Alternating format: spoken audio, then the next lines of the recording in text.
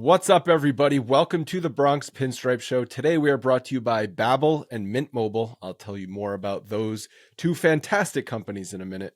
I was out last week, Scott. You spoke with Max Goodman about all the Yankees injuries. And then Gerrit Cole said, hold my beer. And done for the season. Dunzo. It's just completely devastating news, of course. Right after you guys recorded, or he pitched, I think, later that day. And then the news over the weekend. Not good. Not good.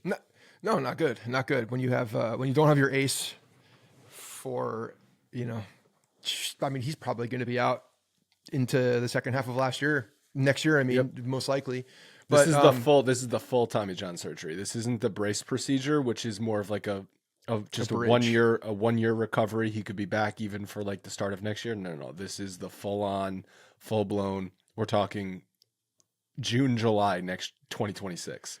And we saw him struggle last year. Obviously he had a similar thing pop up in spring training last year, and they opted to go and rehab the arm and get back into, the season. And he was not the same guy during the regular season. Obviously he had some good postseason, that World Series start up until, it wasn't.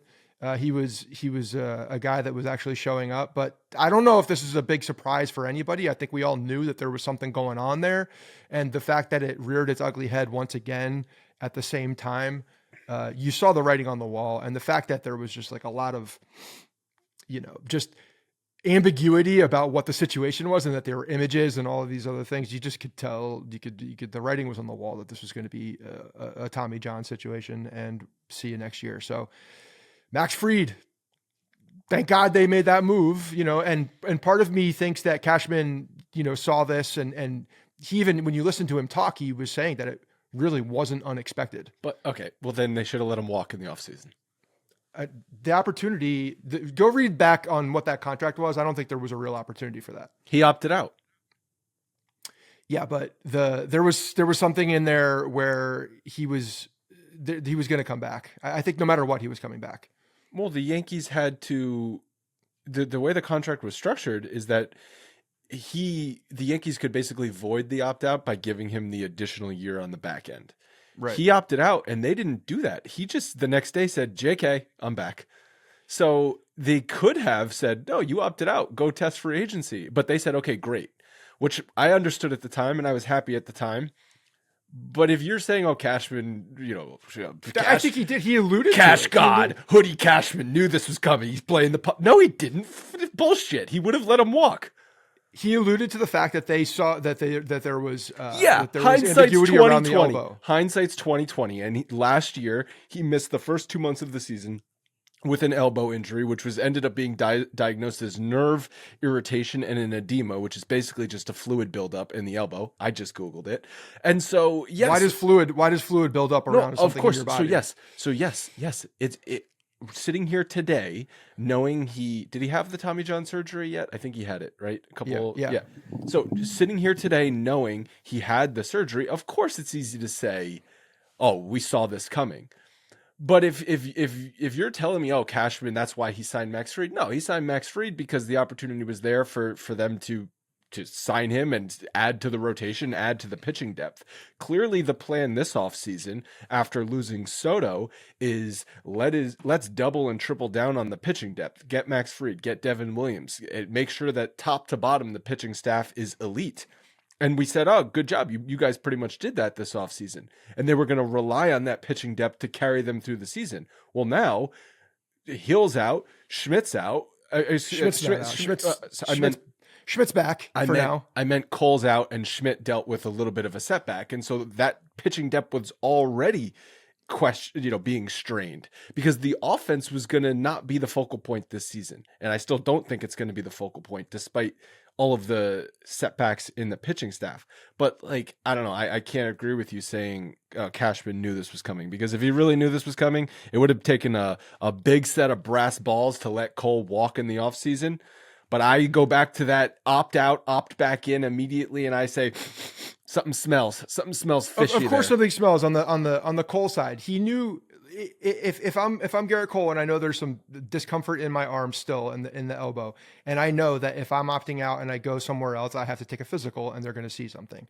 That's going to be a very big problem. Whether it's, a problem now, whether it leads to Tommy John, whatever it is, if they see any kind of structural issue, whether it's minor or not, then it's going to be a problem for him signing somewhere else. So I'm not saying that Cashman knew that Tommy John was on the horizon. No, that's not what I'm saying. But we all knew that there was something going on with his elbow. And when there's something going on with your elbow that you're rehabbing, go back to look at Tanaka. It stays there. It's a thing that continues to come up and will continue to come up until ultimately you have the end all be all surgery of Tommy John. And even then, when you come back, there's a ramp up. We're all worried, making sure that he's coming back. He's older. So there's a lot of considerations coming. And I agree. They had to double down on the offense. But when you're looking now, because if those backdoor conversations didn't have back office conversations didn't have part of it saying, well, Cole could be out for some point because we know what his elbow is, then I think that's crazy, because I think that was part of it. And signing a big guy like Max Fried, yes, opportunity was there, but they had to do it. Where I'm looking at now with all of this information that we currently know, and I do think that they knew more than what they're alluding to, then the offensive side is where I'm still circling that they didn't address. Oh yeah, we still have a vacant position right now that's going to be filled by an internal placeholder. And when you're looking at that, are you talking about third base or DH? I'm looking at third base. Well, right. No, you could lump DH in there too. But DH was the cause of an injury. So you're going into the season before spring training started without a third baseman, and then an injury happens, and then you're really screwed because now you've got two positions in the batting order. And Stanton hasn't swung a bat since, January. So it's not like that was something that wasn't known. That's they knew his elbows were hurting him since the end of last year. And so last year his elbows were a problem. No, that's what I'm saying. So how do you not make a bigger priority to address that in the offseason rather than just sitting there crossing your fingers hoping that Stanton's elbows are magically fine to start the year? I don't know how the Yankees address DH, to be honest, as far with like No, you don't have to address DH. You have to address third base. You have to address offense. Yes. I'm not saying you should have gone out and signed a big bat to be DH because, of course, you already have Stanton there. But similar to what they did in the pitching staff, if there was questions about Gerrit Cole's health going into this year, you got insurance with Max Fried. If there was questions about Giancarlo Stanton's ability to play this year, you needed to get insurance with other offense. And they did in certain positions, but when you leave one big power bat, where did they in open, other positions? They just replaced other positions. Exactly. But third base would have been that next one. Third base was the other spot that they could have addressed. Obviously, we all know this, and they did not address it. But they didn't replace. But like, there's a they difference. They addressed. That's not true. They got first base. They in what they believe is a good stopgap. They got Cody Bellinger in the outfield, so they did put bats in those spots. But third base being that other key power spot, you have the corner of the outfield, you have the first and third base as prototypical power bats, and you literally have zero people over there to fill that spot. Asides a now injured again DJ LeMahieu, a guy that in Oswaldo Cabrera, who has never played full time and most likely is not. He's a utility player. Stop thinking he's not going to be a starter ever. He's a utility player. This is where they've looked at that's their base not and addressing they said, we're it. good. That's not addressing it. So they addressed first base by replacing Goldschmidt, Anthony Rizzo with Goldschmidt. Agree. They addressed losing Juan Soto by adding Cody Bellinger. Outfielder. Yeah, they addressed an outfielder. And their plan was to go into the season with Jason Dominguez as the third outfielder, which I completely agree with. He's a top prospect in baseball, top prospect in your system. Yes, that is a good plan. They didn't address the infield. They lost Gleyber Torres, so Jazz Chisholm was either going to be second base or third base. When you lose Gleyber Torres, you didn't replace that infielder with anyone. They've never had a third baseman. I don't even think it's replacing an infielder, because when you're directly putting it to Gleyber Torres, the plan you listen to Boone, the plan has always been Jazz was going to go to second base. Fine, they knew what they were doing at second base. Third base was never addressed. Never addressed.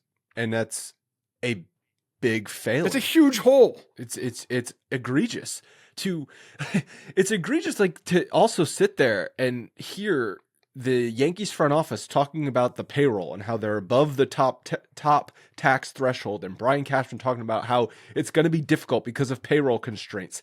You have these payroll constraints and you don't even have a key position.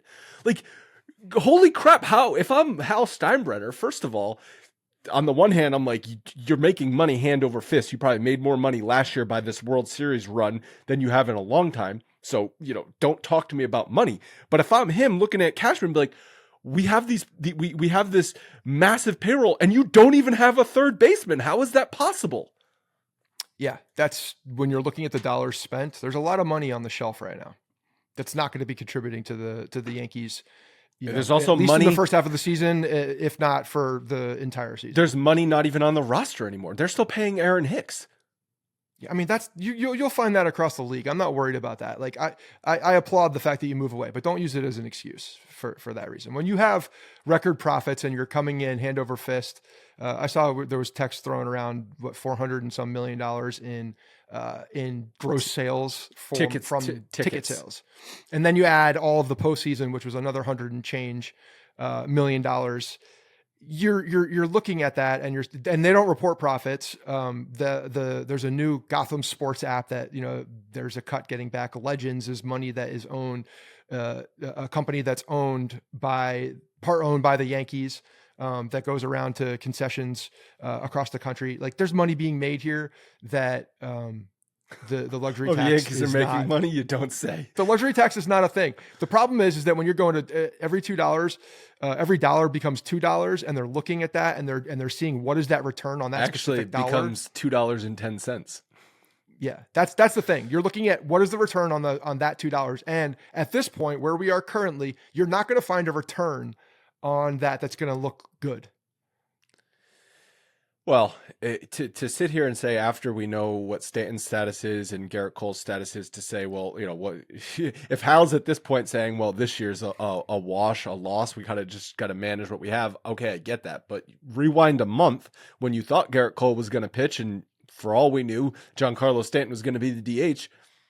I'm sorry, like, stopping at $308 million or whatever they're at to not add a third baseman, to me, makes no freaking sense.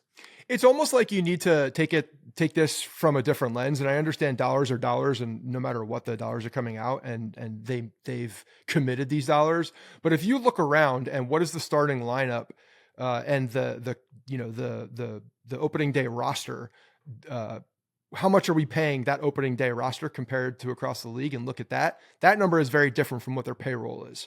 And when you're looking at that, because you're not spending that money on players that are actually helping you on the field, now you're looking at this, well, this becomes a problem. You're not spending money because you've committed these massive dollars to people that are on the shelf. I get it. Injuries happen, but these are, older guys that you kind of knew what was coming here, or at least the potential of something coming. When you see what the committed dollars are for the value prop on the field, it's very different than what the overall payroll is.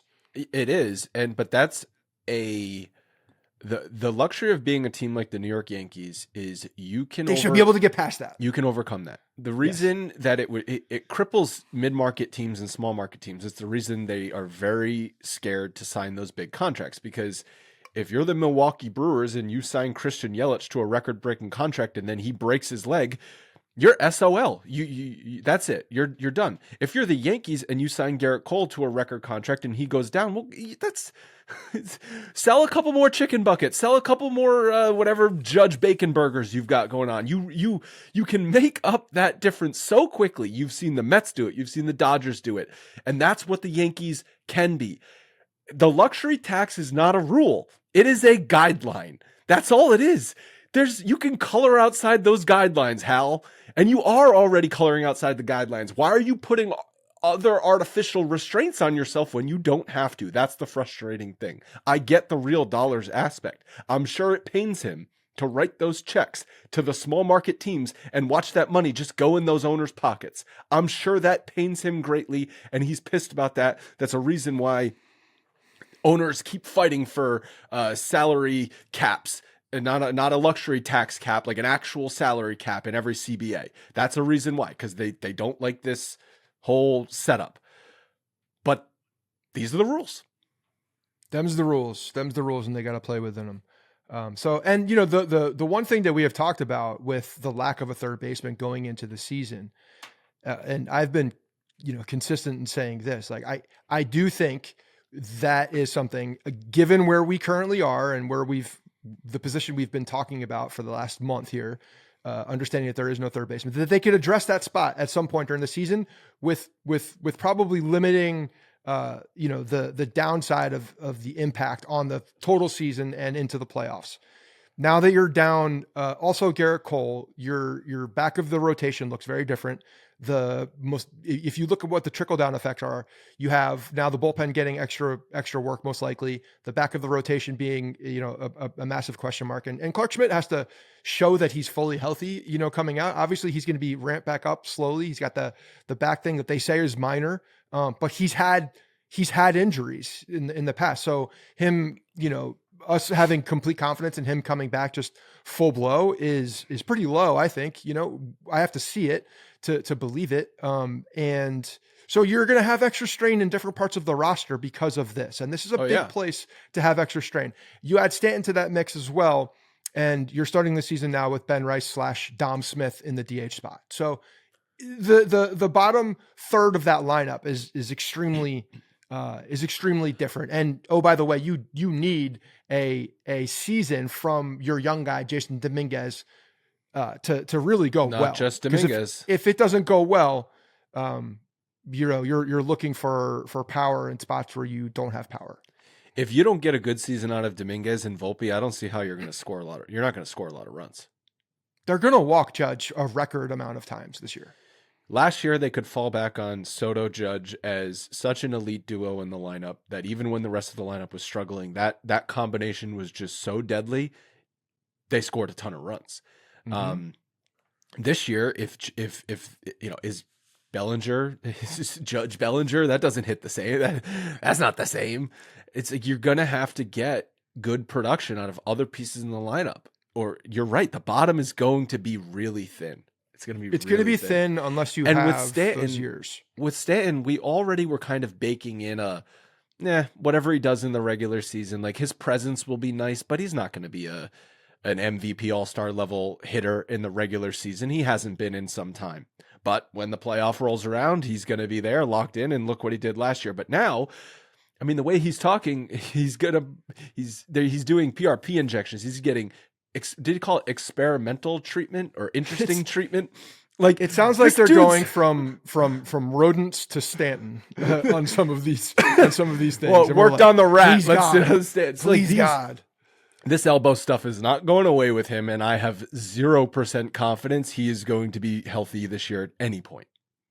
Yeah. It's going to be an issue, and obviously we could talk about.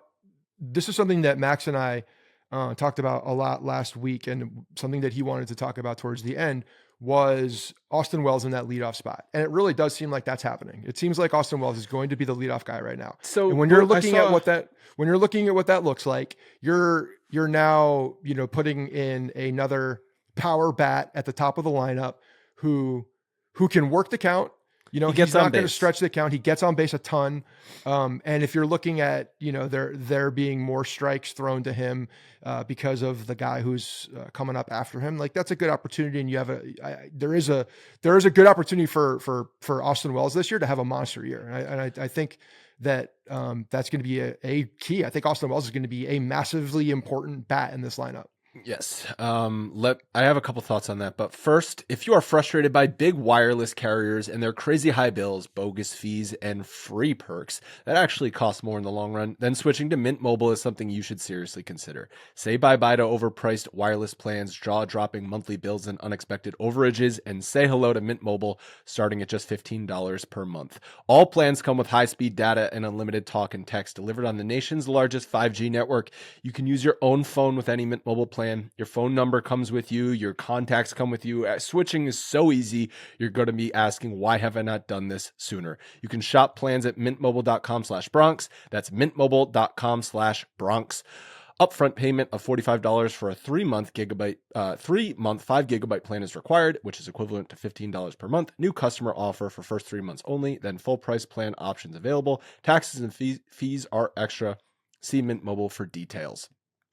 Also, I am super jealous of people that can speak multiple languages. It is not very common in America for people to speak a second language, but it can be if you use Babbel. Maybe you're planning an international trip. Maybe you just want to broaden your horizons and discover new cultures, or maybe you want to prove it to yourself that you can actually learn a new language because, to be honest, it seems difficult. But whatever the reason, Babbel's quick 10-minute lessons can help you learn a new language in as little as 3 weeks or at whatever pace you choose.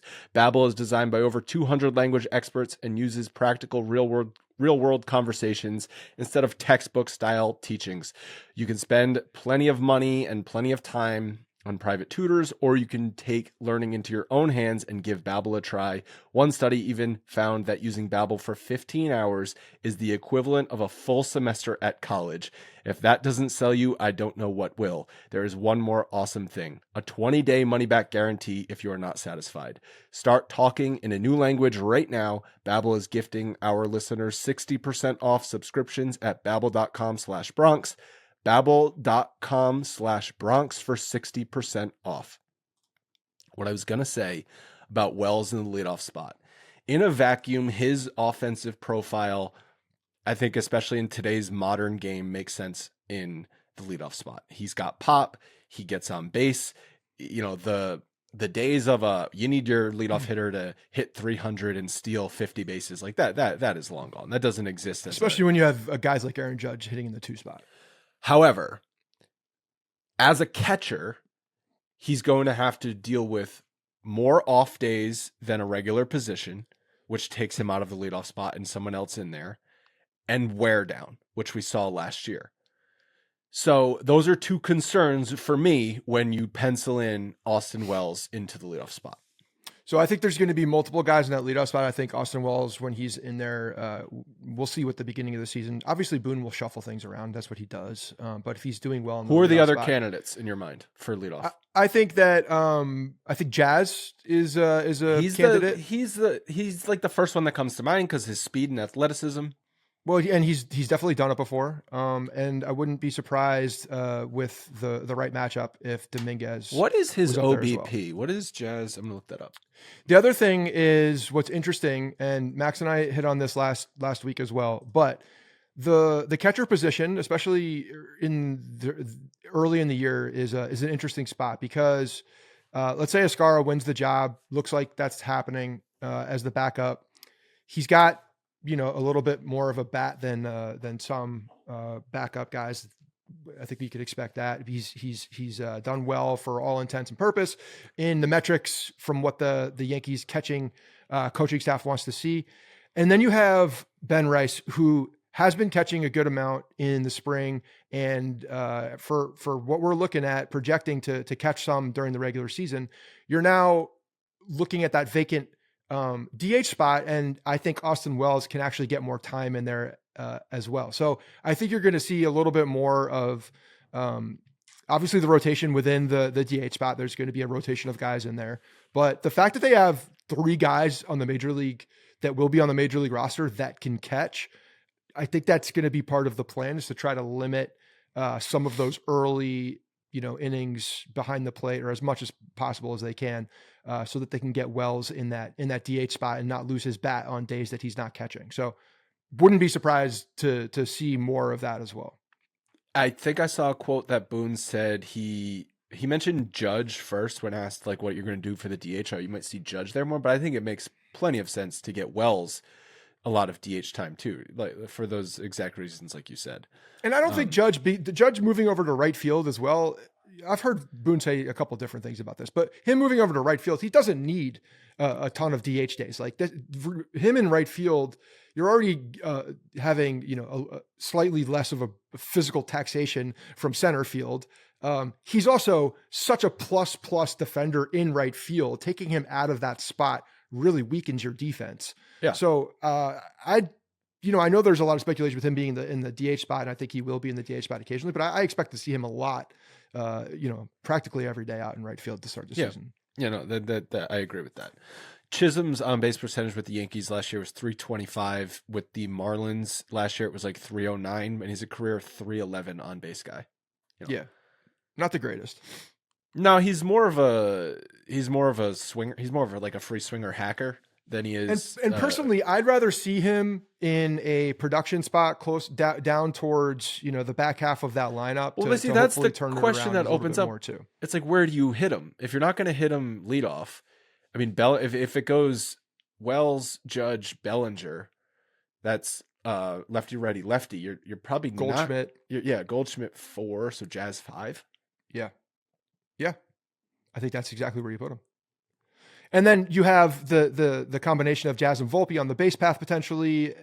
I like that. At some point there was, we started to see that when he came over, but I'd like to see more of the back half of that rotation, the lineup, be a little bit more dynamic. I think they have to be because they're not overly talented. And I guess if you start to see consistent production out of Dominguez, that vaults him up the lineup in some capacity.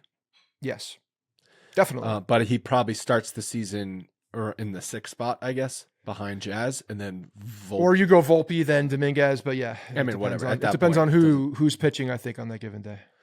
But yeah, that's a pretty thin bottom third of the lineup. Yeah, because the last couple of spots you have Oswaldo Cabrera and Ben Rice, or and then the Dom DH Smith spot. Or someone, or whomever they grab in the next week and a half here. Because Cashman has also done this every single year. He's brought on someone who's been on the opening day roster within the last few days of the season. When did Birdie get traded? Wasn't it like the night before or something? Yeah, he was traded. Trevino was, I think, the day before the season started. It was that one worked out for this. That one worked out great. Birdie, in theory, was we love that. I love that. Good on Birdie. Good on paper. I would have, couldn't stay on the field. Where is he now? Who did he sign with? I don't know. The answer is Texas. Texas. That's a guy that would have fit this roster nicely. Yeah, but injuries. Now he didn't stay on the field last year. Everybody has injuries. Okay, well, I feel like your starter is completely gone now because everybody has them. But if your starters have injuries, don't sign a backup who also has injuries. Well, he would be a starter. Is there anything else you want to talk on for Cole? Like, I know we briefly touched on that, his contract in the offseason and it being fishy. I don't imagine the Yankees could have demanded a physical when he opted back in, right? Like, because it's sort of just an ongoing contract. But yeah, see, that's the thing. That's where I think that the Yankees were in a situation where there was no doubt that they were going to do it. Do you think so?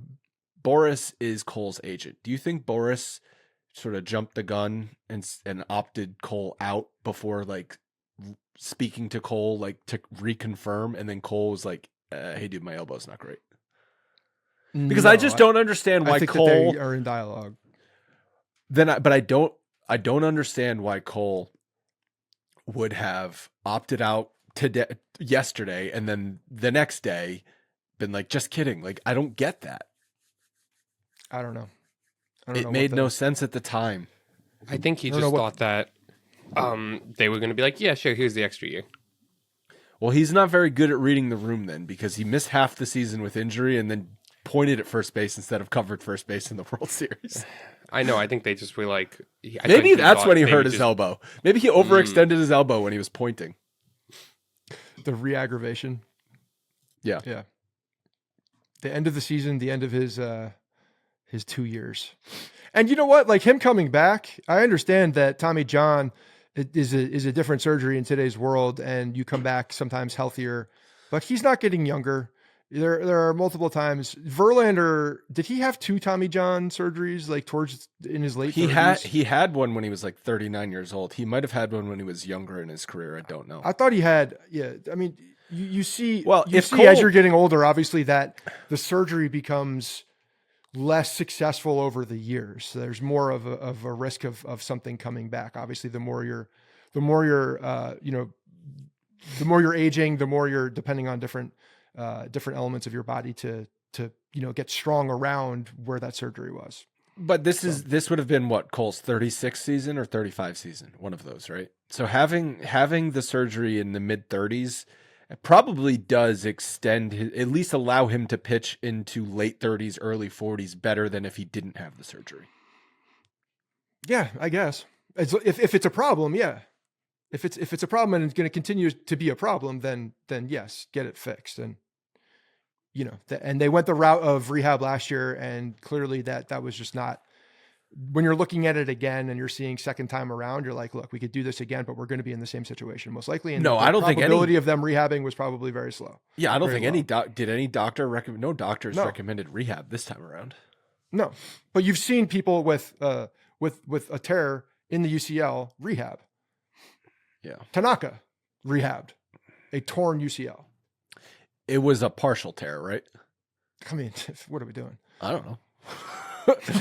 The Yankees. Do you see the Yankees were linked to Kyle Gibson? Yeah, and because he's available. Of course, they're linked to him.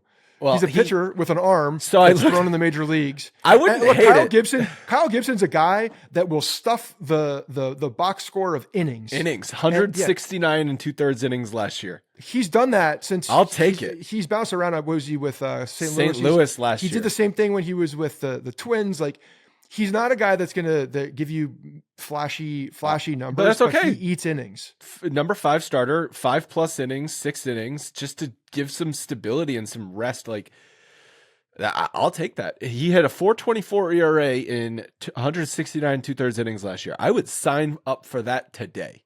That's going to be significantly better than what we see out of Marcus Stroman, I bet. Or insert question mark of minor league rotation of minor league arms. Like, yeah, you need to fill 2 spots. I mean, right now. Well, no, because Clark Schmidt, you're looking at Clark Schmidt there. And the other one is Cookie Carrasco. Also, they love it. They love what he's been doing at camp, coming back in great shape. When's the last time he pitched? Last year. He pitched last year? I thought he missed last year. No, he pitched. Oh. He wasn't good, but he pitched. And he's a guy that, it's similar story here. You're getting a guy that's going to, hopefully eat innings, veteran guy who's able to work things around. But there's a shelf life for guys like that. Kyle Gibson has proven that he could go in and see a full season with those results. How is he? That surprises me. But what is he like? He's probably going to get $5, $6, $7 million from someone in the next 2 weeks. That is such a good value. How has he not already been signed? That's what I didn't understand. Like, how are these teams out there looking at it? And I mean, the Red Sox have also had injuries in their rotation already this spring. The Orioles, they lost what's his name, Corbin Burns. Like, they need innings. Like, how have none of these other teams? Yeah, it's a reunion. He knows how to get to the stadium. When I see 170 innings pitched and a 4.24 ERA in today's year, like, that's a number 3 starter. It's certainly not March 13th, still free agent status. Like, that doesn't make sense to me. Yankees have also been linked to Eric Fetty on the Cardinals as well. He was with the White Sox and the Cardinals last year. He's due to make $7.5 million. His numbers actually weren't half bad. So I was looking at the Vegas odds. Cole's injury dropped the Yankees total by 2 from 91.5 to 89.5. I don't know. So let me ask you, let me ask it this way. Does Cole's injury change your overall outlook on the season? And if so, by how much? You know me, I'm not going to speculate on the amount of percentage points and how this affects them. But of course it does. When you get to the playoffs, and this is what I look at. First of all, Yankees have to get to the playoffs. Do we think that they could do that? Yeah, I think they could do that. Although the AL East is going to be a lot more competitive this year than it was last year, I think even. I think you're looking for, let me address that first. You're looking, when you're the Baltimore Orioles and you're staring in the mirror, you're looking at a major bounce back year on the offensive side from a lot of your young talent. The fence is back in position. Like, they're expecting a big offensive year. I think obviously they have deficiencies on the pitching side, which it seems like the Orioles have had that forever. But that is a case again. Tampa's an interesting team. Their pitching is back. Everybody was hurt last year. Everybody's back this year. That's going to be interesting to look at. Their pitching is probably going to be and worse. They have some young guys who can play. You know why their pitching is going to be worse this year? They're playing in an outdoor stadium in Florida in the summer. Yeah, the ball is going to fly in that place. There's no outfield stands. Fly. The ball is going to fly out of that stadium. It's going to be a derby, no doubt about it. If they can play a game, without the rain. And the Red Sox, I think, are going to be significantly better. I think you're going to see a significant. Do you know what's going on with Devers right now? On young talent, and the fact that they now have pitching as well. They have one of the best farm systems in baseball. They have one of the best managers in baseball. They have a lot of talent around them. They bring in a veteran guy who's looking for a resurgence in Alex Bregman. I fully expect him to have a resurgence. They're going to be a very good team. And then Toronto is chock full of. Have you seen what's going on with Devers in the Red Sox? He's refusing to play. Yeah, it's crazy. He's their best hitter, signed for an 11-year contract or whatever it was. And he is just so bitter they signed Alex Bregman and taking him off of third base that he's refusing to play. He hasn't swung a bat since January. It's the middle of March and he hasn't swung a bat since January. Yeah, I think it will play itself out, and he'll be there. But listen, it's are the Red Sox are the Red Sox going to be better? Yes, but that is the type of thing that derails your team entirely. It doesn't matter the other young talent, doesn't matter the pitching you added. When your best player, one of the best hitters in baseball, is just being a sourpuss and refusing to play, that can derail the season. Yes, it can. It can be a big problem. But they have a lot of talent on that team. They do have talent. They have a lot of talent. I think their pitching is going to be a little bit overrated. I think but they have it. They have it more than they've had it. Crochet's not been an innings guy, but I think they've already had some injuries this spring in the rotation. Not as bad as the Yankees, obviously, but so getting back to the point about the Yankees win total going down. Like, yes, of course, losing Gerrit Cole, your win total is going to go down. I agree with you. The AL East, I already thought it was going to be competitive. Now, I thought the Yankees should have been the favorite going into the season to win the division. Now, I think it's I still think they're the favorite. Yes, but it's more of a coin flip between them, Baltimore, potentially Red Sox, potentially if the Rays have a really good season. But the Yankees should, and I think will make the playoffs. No, like that is not a question. You're going to be one of the teams to make the playoffs, whether it's winning 90 games and winning the division, winning 90 games and making the wild card. You're going to be in the playoffs. You're going to be playing playoff baseball. So that is not changing in my opinion. 3 teams should not be coming from the AL Central this year. Right. And the AL West, I think, is only going to have 1 team because I think that division is pretty garbage. Yeah. Where it changes is their plan in October was going to be, we're going to throw Cole, we're going to throw Fried, and we're going to throw Luis Hill or Rodon in number 3 and number 4, and we're going to outpitch you in October. We're going to score enough. We're going to shove bats down your throat in October.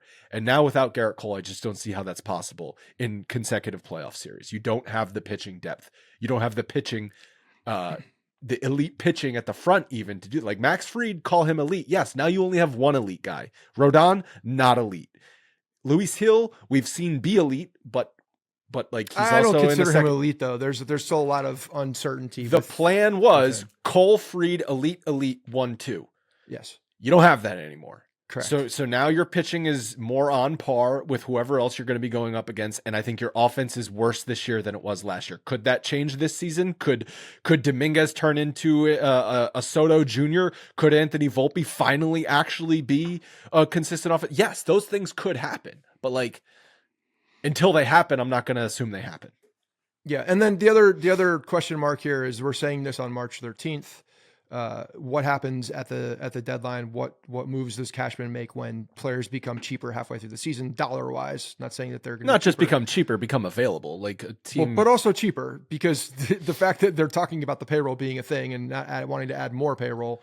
Well, that's that payroll goes down. Well, and here's the other thing: at the deadline, the other consideration here, the rankings came out for the minor league systems for all of baseball. Yankees are towards the bottom half of the percentage of all the strength of minor league. They don't have a ton down there to offer up for a mid-season acquisition, unless you're talking about a guy like Spencer Jones, even Chase Hampton. Obviously with injuries. Pereira. Warren, you need Pereira's not real. That's not a real chip. He just got sent down. Yeah, that's not a real chip though. Like that, he's not a chip. Fake prospect.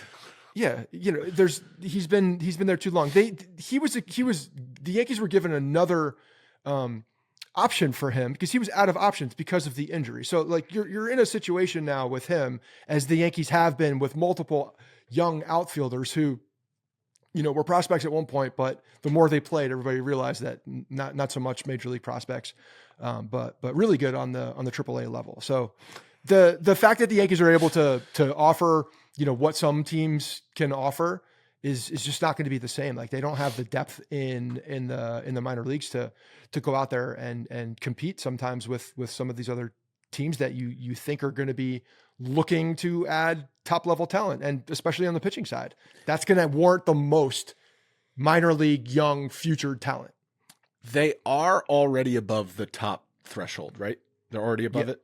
Yes, they're adding right there over the line. So I guess they could, in theory, get under it if they offload money. But again, the offloading of the money was Stroman, and now you can't do that because you need him. Last week we were talking about this. I was talking about this with Max and saying, like, I fully even expect, even last week at this point, for Marcus Stroman to still get dealt. I think Will Warren steps in there. I think they want to offload it. Definitely can't do that now. It'll allow them to address third base potentially. I could see something like that happening. I don't know how they could possibly do that now when you're looking at the free agent market and you're seeing what's out there and what's available and getting rid of the Marcus Stroman deal. Unless you're able to get rid of the Marcus Stroman deal, you feel good and you still can add some dollars, and you add a Kyle Gibson by also, adding something to third base. That's not. But there's a lot of moving pieces there. That's a lateral move from probably the dollar sense, because no one's going to take all of Stroman's money. So realistically, the best case scenario, you'd get half. Well, then if you go out and sign Kyle Gibson, there's the other half. And if you're that other team, you'd have to add third base. Yeah, you'd have to add something that impacts your lineup. Talking about Arenado, if you're to do that. You talking Arenado? Yeah. Okay, well he's $28 million or whatever. So that you're never going to offset $28 million. It depends on how they structure a deal, but no, it's looking likely that's not going to happen. But and again, I know any kind of trade, that looking at in a Marcus Stroman dump, you still need another pitcher. I know some people have been like, well, how does the I think you asked this question. How does the insurance money from Cole impact? It doesn't impact the luxury tax. It impacts real dollars, but not luxury tax number. Correct. It impacts the dollars that they're paying him, but the money that they're paying him still is onto the luxury tax. The luxury tax number doesn't change, but instead of Hal Steinbrenner writing the checks to Gerrit Cole, the insurance company is writing the checks to Gerrit Cole. That's all it is. Well, the Yankees are writing the checks still, but the insurance company is paying them back. Yes. And there's a drag on that cash, and I'm sure he'll tell you about it. Chicken buckets just went up 20%. We're not going to get that Gerrit Cole money until December. So inflate the rest of that stuff to get my money in my pocket sooner. What's the cost on a chicken bucket? Is it $1? Is it 50 cents? Not a lot. The hard costs on a chicken bucket are not a lot. And they're making big bucks. Bucket, you got some fries, you got some chicken. What did you talk with Max about Hill on? Did you talk about his injury timeline? Because like they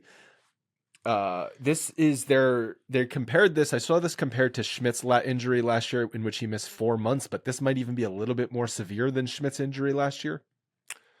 I think it's tough to tell. Obviously, it depends on how the body reacts to what they're doing on the comeback. But the big thing is, so we structured our conversation last week around Heel's injury and what are the Yankees doing based on what this injury looks like. And one of the things that I'm a firm believer is, and they said six weeks of him shut down, whereas Schmidt was 4 weeks. Obviously, this is happening earlier in the season. Maybe the grade is a little is higher than what Schmidt was. But here's the biggest point of this to me is, if you're going to shut him down for 6 weeks, shut him down for 8 weeks. Because if you have one setback at all within Luis Gil's comeback, he's done for the year. That's it. You're shutting him down. Right. And like the difference of getting him back June 1st versus July 1st is like marginal compared to like, you need him for the end of the season. You overextend the amount of time that he is resting and not doing baseball activities, and understanding that these soft tissue injuries, if they are still present and there are still underlying issues, while you're trying to rehab, they're going to come back. And, with him, I would be cautious given the situation that they're in right now. You got to be cautious because you need Luis Gil for the second half of the season, for that stretch run. I think you need Luis Gil in that spot. Yeah. What was your stance in the offseason? I forget, on the report that the Yankees were not willing to trade Gil for Tucker. Yeah, I didn't want to trade him unless Tucker was willing to, sign an extension. I think that might change things. But if Tucker were to, which he isn't and wasn't going to, if he were to sign something, then that's a different story. But I'm still of the belief that if they wanted to, but given the lack of minor league depth, I think Tucker is going to be available midseason to the league. I think that's going to happen. But you think the Astros are going to be out of it? I think the Cubs, the team he plays for, are. Oh, right. I forgot. Potentially, I forgot he got traded. Yeah. I thought that is one that you could look at, and if they are, if they're middle of the pack in the NL Central, I could absolutely see them understanding what his contract situation. But he has another year, right? Yeah. So again, but you're looking at trying to sell a guy at a particular point, to get value back, and that team, are they ready right now? Are they really going to compete with him right now? Or are you looking to build for the future? Wouldn't surprise me. I don't remember if the last time that we recorded, DJ had gone down again with the calf strain, but I mean, this dude, he's just, he's too old. His lower half a shot. He's too broken down. His lower half a shot. I think mechanically it affects him in a great deal. And unfortunately it's, the writing's on the wall for him.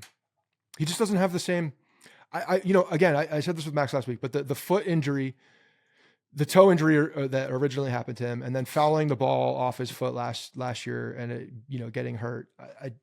I just think with him not having the full use of that foot, and we know flexibility has been limited because of the surgery that he had with the toe as well. He's just mechanically not the same. And unfortunately, the way that he plays, he's such a mechanically sound player when he is out of whack mechanically, and he's not that like perfect, Tom Amansky type guy. He's different and he's slower, and he becomes more of a lumbering player. He doesn't have the agility to play second base, I don't believe anymore. So he's now at third base, and you just don't have the same offensive production from him that you need with third base. Mm-hmm.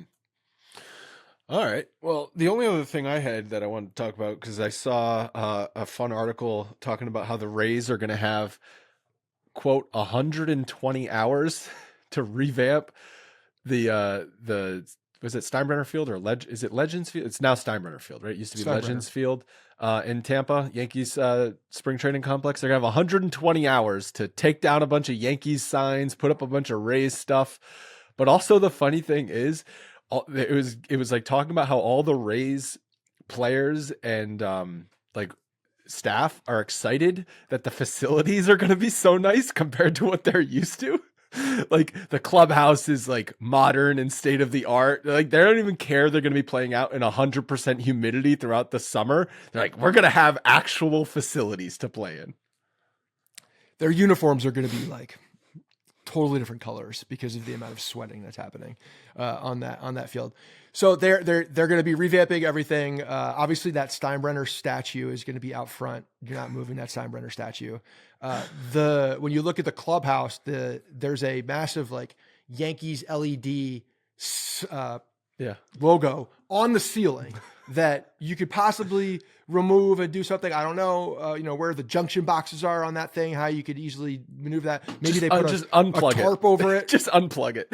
Yeah, maybe they put a tarp over it that has something with the Rays, and they do something else with the lighting. But it's gonna be interesting. Here's the thing with them too, is that they for the first time in probably the history of the Tampa Bay Devil Rays can control the attendance. Because they're going to get more Tampa fans there. Oh, sure. People because it's in Tampa. Right. People who live in Tampa. It's in the area that they want it to be, the residents. And the fact that the capacity obviously is much, much smaller, you can now control that environment and in theory have a lot more of a rowdy Tampa Tampa Bay Rays crowd in the building. So I'm interested to see how that feels and sounds on TV. They did shift some of their season games though to be more in the first 2 months of the season, at home games because of the weather. Obviously, there was only 8 rainouts last year. The Tampa Tarpons only had 8 rainouts last year, which I would have guessed 18. Yeah.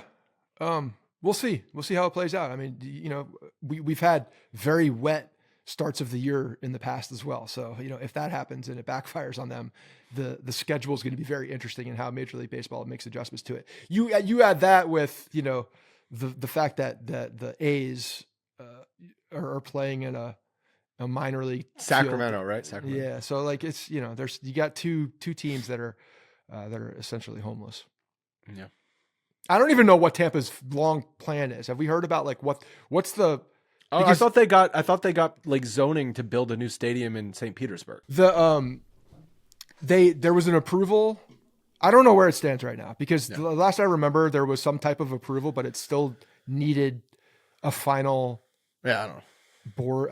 Who knows? But it's been ongoing. Yeah, I've seen pictures. It looks beautiful. Mm-hmm. Looks great. Because I was wondering at first, I was like, why wouldn't they just play in their spring training facility? And then I realized it's like kind of in like Fort Myers or something. It's pretty far away from Tampa. I thought they played outside of Tampa as well for their spring training, but they don't. No. And yeah, you're not, I don't know what insurance is talking. What's the deductible for the insurance to replace the roof, the baggie on top of the top? Just put some TNT. Knock it down. You put them around those weird staircases that they have to go around the minor league hockey facility, and blow it up. Yeah, and you can make it and blow it sell up. tickets. Maybe you call in Evan Longoria. He can do the honorary blowing, like pressing of the button or the press down of the. Yeah, it's like you press it down. It's like an old cartoon. Yeah. I don't know, but I think it's just you look at repairing that place. It's not worth it. No, it's not worth it. So where they end up after this year, like unless there's if they have the all of the I's dotted and the T's crossed to go into St. Pete with a new facility. That's what 5 years down the road, right? You can't build that thing in a year. You can't build that thing in 2 years. Not 5 years, but a couple seasons. Yeah. Yeah. So, maybe Montreal becomes back on the radar. Maybe that'd be cool. Maybe a new, they put it out again and there's a new committee to look for another city that they're going to expand to. I don't know if baseball would succeed in Montreal at this point, but Montreal's a really fun city. So that'd be a fun Yankees road trip to go on. Yeah, it is a fun city. All right. That is going to wrap up today's show. Thank you guys so much for listening. We're going to be on a schedule of pretty much every Thursday from here on out. That is also likely going to be our schedule during the regular season is Thursday mornings. We are kicking around the idea of doing a YouTube live every Thursday morning. That is not nailed in stone yet. So we'll let you know before the season starts, but that might be something we also do if you wanted to tune into that. But all the episodes are up on YouTube anyway, and we'll talk to you guys again next week.